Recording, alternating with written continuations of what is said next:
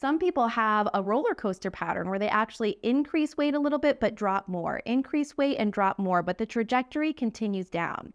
So what I want you to focus on when you have those tough weeks is to not give up. Don't give in to frustration and helplessness. Have that resiliency mindset. Welcome to the Dr. Ashley Show. I'm Dr. Ashley, and today we're going to talk about a topic that stops weight loss in its tracks. And it doesn't just stop it, it can cause total weight regain, and that is lack of a resiliency mindset. Have you ever had one of those days where life just gives you lemons and you have to turn it into lemonade? Let me tell you about a time recently that I was at the beach with my kids. Here I was at this beautiful beach peeing on my daughter's leg because she was stung by a jellyfish.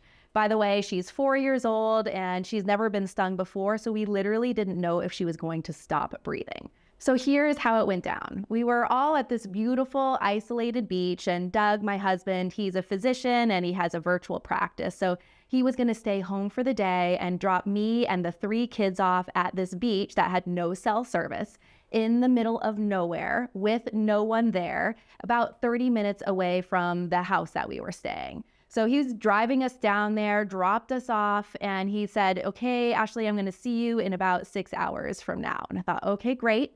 I've got the 3 kids. We saw a barracuda in the ocean yesterday, but it's cool. I've got it. We had lots of flotation devices, lots of snacks, lots of drinks. And so here we are at the beach, and you'd think it would be so peaceful. But if you have kids or grandkids, you understand that 3 kids is pure mayhem. It was insane. I have 2 boys, they're 9 and 10 years old, and they have some kind of like magnet tie to each other where they have to kill each other and attempt it every minute of the day. They're rolling in the sand trying to kill each other. They're in the ocean trying to kill each other. My daughter, who's 4, is just screaming. And I was trying to make the best of it, just relaxing, letting their screams just kind of wave in and out. At one point, they all wanted to go snorkeling together. So here I've got all of the flotation devices, the little boogie board that my daughter was hanging on to. I'm out there with the flippers on. We've all got our masks. We're looking at stingrays. And all of a sudden, my daughter just screams bloody murder. "Oh my gosh, something stung my leg. I can't move my leg. Oh my gosh, now it's both of them." I'm freaking out. Fear of sharks is like one of the major fears I've got in my life. And I'm thinking, oh my gosh, her leg has been bitten off. So I'm swimming in. The kids, the boys are out there like trying to kill each other.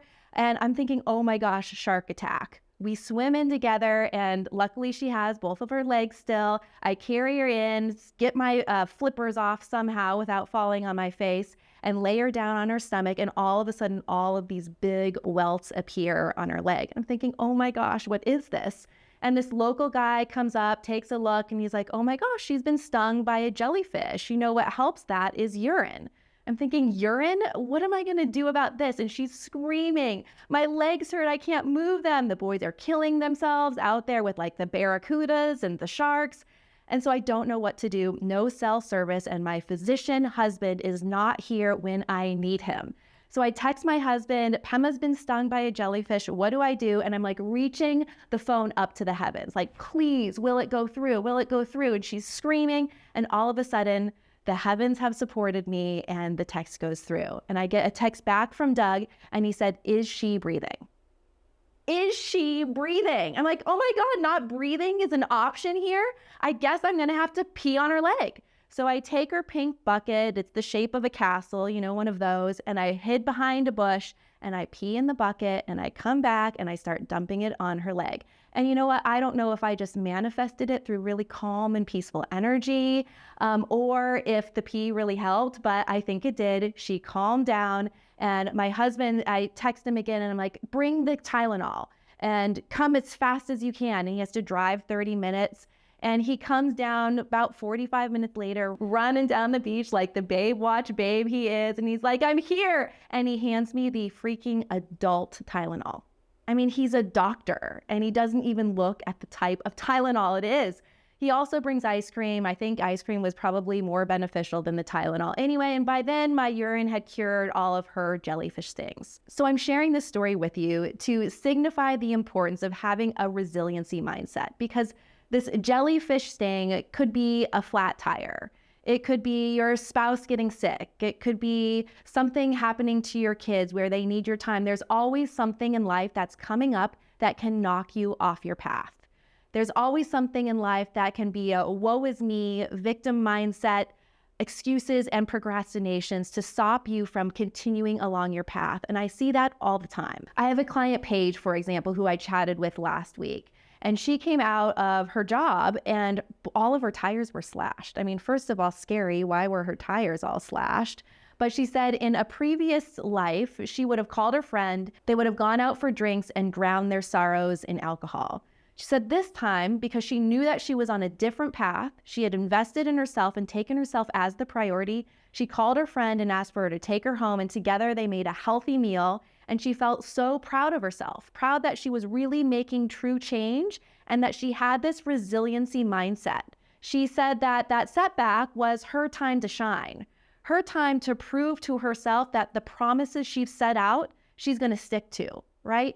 Walking with integrity, that is the key to a resiliency mindset. If it's the flat tire, if it's your spouse getting sick, something happening, it's always going to be there, and you have to have that resiliency mindset. I also want you to become mission focused. I am mission focused on my path to help people overcome the battles that they've had with constant struggles of weight, with the feelings of hopelessness, of frustration.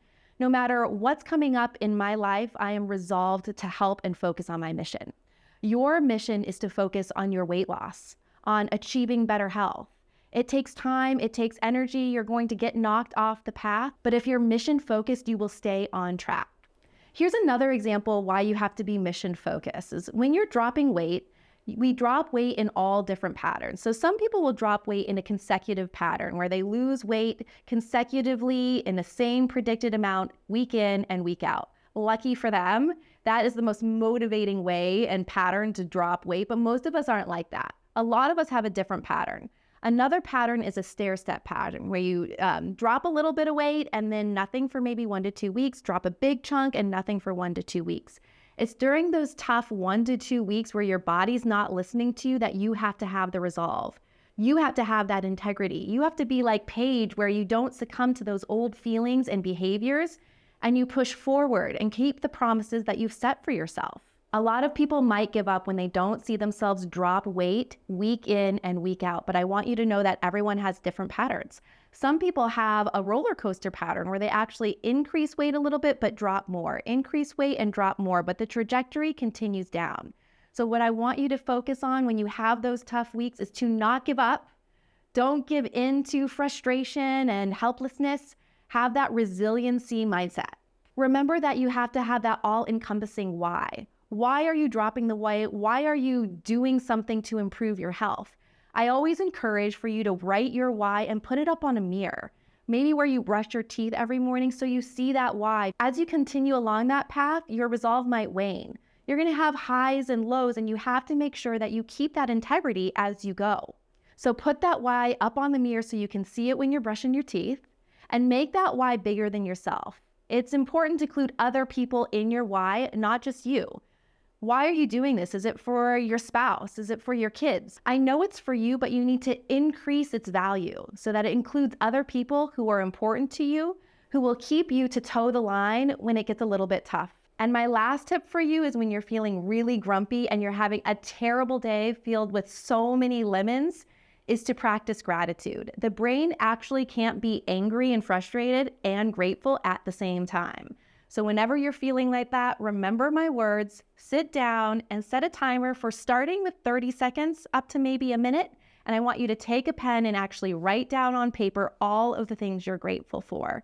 If it's hard to think about things to be grateful for, I understand, but come up with the most simple things like the feeling of the sun on your face, the ability to get out of bed in the morning, to take a deep breath, freedom that you might have in your life. Think about those small things and just build on it and amplify with significant gratitude.